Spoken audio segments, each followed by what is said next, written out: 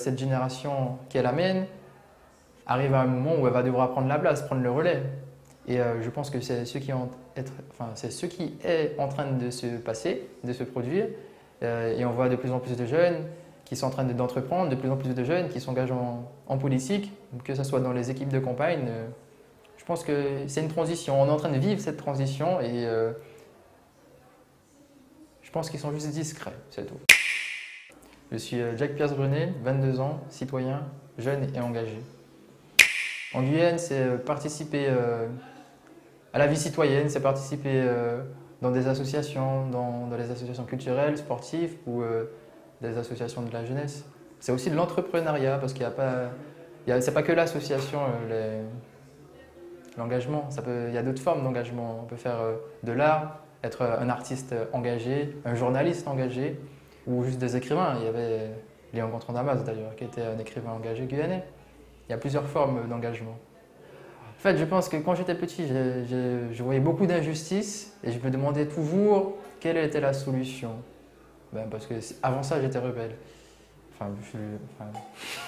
Toujours. Mais sinon, c'était il y a 10 ans exactement. J'étais allé accompagner ma mère dans le lancement de campagne de Gabriel Serville pour la députation. Et je pense l'année suivante, j'ai été représentant au collège, au foyer socio-éducatif. Ensuite, j'ai été délégué. Arrivé au lycée, pareil. J'étais dans les instances, le CVL. Ensuite, je suis parti en France avec la Fédération des maisons des lycéens. Et il y a eu mars-avril 2017, juste à ma dernière année de lycée où c'est arrivé. Hein. Pour moi, mars-avril 2017 a été un événement marquant parce qu'on a pu voir ce que la Guyane pouvait et devait être et par quels moyens les citoyens pouvaient être acteurs de la cité. Et je pense que c'est comme ça que ça fonctionne. Ce n'est pas que des élus qui doivent porter un pays. Si le pays doit être construit, c'est l'ensemble, c'est toute la population. Ce n'est pas des politiques. C'est vrai qu'ils mènent des politiques publiques, mais c'est à nous aussi d'entreprendre, de créer des associations, de créer de l'économie et de créer une vie et construire le territoire in fine. Je pense d'une part c'était une déception des politiques qu'il y avait avant, mais je pense que les choses changent et que la jeunesse... je vais reprendre la phrase du président Serville lors du congrès, c'est un arbre qui pousse, ça pousse en silence. Et cette génération qui est la mienne arrive à un moment où elle va devoir prendre la place, prendre le relais. Et je pense que c'est ce qui est en train de se passer, de se produire. Et on voit de plus en plus de jeunes qui sont en train d'entreprendre, de plus en plus de jeunes qui s'engagent en politique, que ce soit dans les équipes de campagne. Je pense que c'est une transition. On est en train de vivre cette transition et je pense qu'ils sont juste discrets, c'est tout. Mais ils sont présents et on peut le voir à travers les réseaux sociaux. Mais il y a aussi beaucoup qui sont dans l'action et qui sont dans l'entrepreneuriat. On peut voir, il y a un jeune Guyanais qui a été récompensé pour son entreprise au niveau national, pour la customisation des paires de basket. Il y a dans le sport que les jeunes réussissent. Et pas que, il y a plein de domaines où la jeunesse guyanaise est en train de s'investir. Voilà, ça, pour revenir à tout à l'heure, l'engagement, ce n'est pas que la politique. C'est aussi les autres corps d'une société, l'économie, l'associatif, le sport, la culture. Et je pense que les jeunes sont en train de rayonner par rapport à ça. Je pense que la politique, c'est répondre aux besoins du peuple. Donc la politique, c'est la vie de la société. Donc oui, les politiciens, comme tu le dis, j'aime pas trop ce mot, parce que bon, il n'y a pas que des politiciens, enfin, il y a des élus, c'est des citoyens qui sont à des postes de responsabilité. Mais en juin 2021, on a pu constater un changement, un souhait de la population d'aller vers l'alternance. Et je pense que, bon, je vais les citer, hein, voilà, la nouvelle majorité à la collectivité territoriale, je pense qu'ils amènent une nouvelle dynamique et un nouveau vent qui est dans une continuité des mouvements de mars-avril 2017, où la population est rentrée est mise au centre. Et vraiment, je trouve que le travail qu'ils font en moins de 9 mois, en 9 mois, c'est incroyable. Même au niveau des projets pour faire revenir les jeunes, les moins jeunes, faire revenir les forces vives du territoire en Guyane, je pense c'est important. Et je pense qu'ils font un bon travail. Et je pense que c'est une continuité qu'on doit avoir vers les prochaines élections, vers vraiment des hommes et des femmes politiques qui s'engagent pour le territoire et pas seulement pour leurs intérêts. Et je pense on a pu le constater avec cette majorité. Un changement. Franchement, pour moi, je pense qu'on vit en Guyane un des plus grands, enfin, de ma génération, parce que bon, il y a eu, mais de ma génération, on vit un moment historique où on voit les politiques passer à l'action. Et ça, je pense qu'on ne l'avait pas vu depuis avant ma naissance. Qu'est-ce qui s'est passé en septembre? En sachant que l'affaire est toujours en cours. Mais pour faire simple et ne pas trop dévoiler la défense, j'étais juste là, c'est tout. Enfin, sur le coup, j'étais plus là quand on m'a arrêté, mais ma version des faits, c'est compliqué parce que cette histoire est assez farfelue et même toutes les personnes à qui je la raconte, on ne comprend pas. On ne comprend pas, même quand on lit le dossier, c'est assez farfelu. C'est assez farfelu. Ah, sans trop rentrer dans le dossier, je dirais, bon, j'ai été arrêté à l'issue, enfin selon eux, d'une manifestation, c'est tout. J'ai été arrêté à l'issue d'une manifestation. Jour de rentrée scolaire, moi c'était sur mon chemin, donc oui, parce que toujours on est revenu, enfin il y avait à l'époque le problème au niveau des affectations, et 5 ans plus tôt, exactement 5 ans plus tôt, on demande les moyens pour la construction d'établissements scolaires. Je me suis dit, bon, je vais m'arrêter parce qu'il y a 5 ans, qu'est-ce qu'on demandait? Plus d'écoles, plus de lycées, plus de collèges. Donc je me suis arrêté tout simplement. Il y a eu beaucoup d'acteurs de mars-avril 2017 qui ont eu... il y en a même beaucoup qui ont eu des soucis, qui ont été ennuyés par la justice.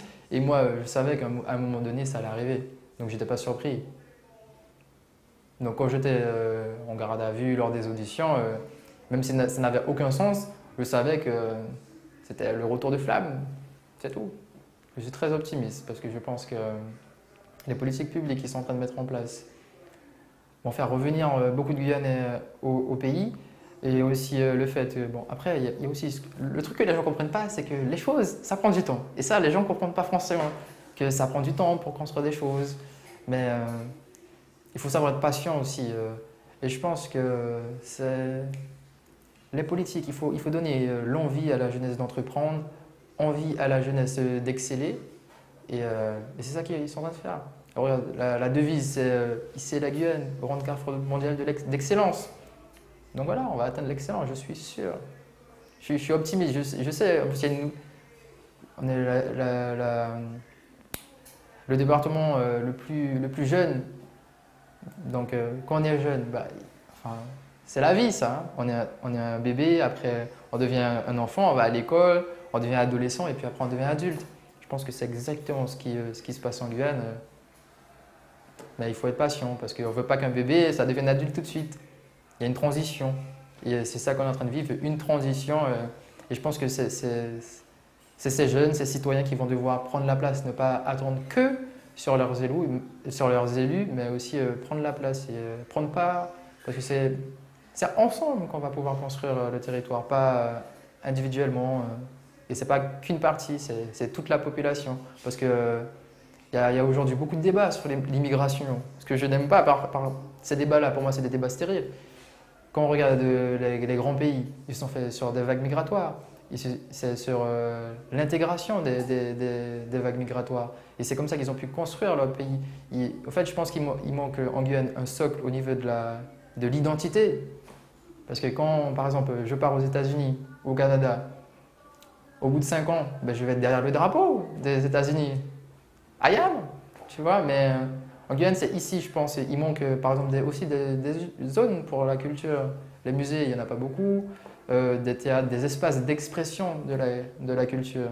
Il y a aussi, sur le coup, l'espace d'expression, ça me fait penser je ne sais pas c'est quoi ta prochaine question, mais j'espère qu'on va parler de la jeunesse encore, parce que quand on regarde les signaux, il y a 2 choses. Une chose qui est très alarmante, le fait qu'on brûle des écoles, c'est l'endroit où on est censé apprendre, c'est l'apprentissage de la vie en société.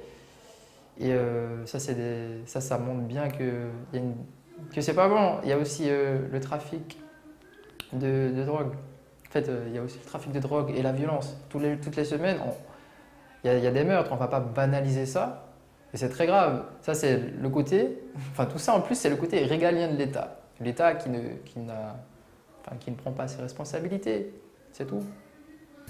Je pense qu'il faut oser. Ne pas avoir peur d'oser faire ce qu'on veut. Enfin, ce qu'on veut. Oser entreprendre, oser... quelle est la citation? C'est quoi que tu rêves, ose et puis après on verra. Parce qu'on n'obtient jamais rien sans avoir essayé. Et je pense que si quelqu'un a une passion, ben, il faut aller à fond dans sa passion.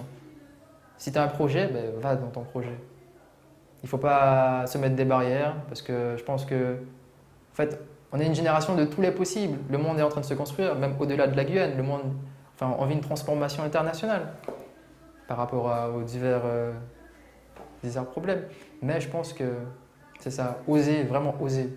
Si on a envie de créer une entreprise, on entreprend. Par exemple, pour moi, voilà, vous savez, enfin, bon, j'espère qu'ils ne vont pas trouver ça bizarre, les gens, hein. Mais pour moi, les gens qui sont dans le trafic de drogue, c'est des entrepreneurs. Peut-être c'est quelque chose c'est illégal, mais ils ont le potentiel pour être des bons entrepreneurs. Il faut juste qu'ils soient dans quelque chose de légal et puis ils vont réussir. Parce qu'ils ont, enfin, au niveau du risque, parce qu'un entrepreneur, ça prend des risques. Et ils prennent beaucoup de risques. Alors si on leur donnait quelque chose s'ils allaient dans un domaine légal, je pense que ça accélérerait. Ben, que les gens ne prennent pas part, enfin, que les citoyens ne font pas leur rôle. Parce qu'on a un devoir pour... en fait, il n'y a pas de pays sans peuple. Donc soyons ce peuple. Il faut arrêter de trouver des excuses aussi, des prétextes pour ne pas entreprendre, pour ne pas faire telle ou telle chose. Je pense qu'il faut aller. Je vais prendre l'exemple. Les fonctionnaires de police et de gendarmerie, il y a très peu de moyens. Les moyens humains sont limités, les moyens sont vétustes parfois, mais ils se dépassent. Même si les politiques sont pas les politiques publiques, on voit toujours qu'il n'y a pas assez, mais je pense faudrait qu'on prenne part totalement. Tout le monde, enfin, c'est la seule chose qui pourrait me décevoir si les citoyens ne faisaient pas leur rôle de citoyen.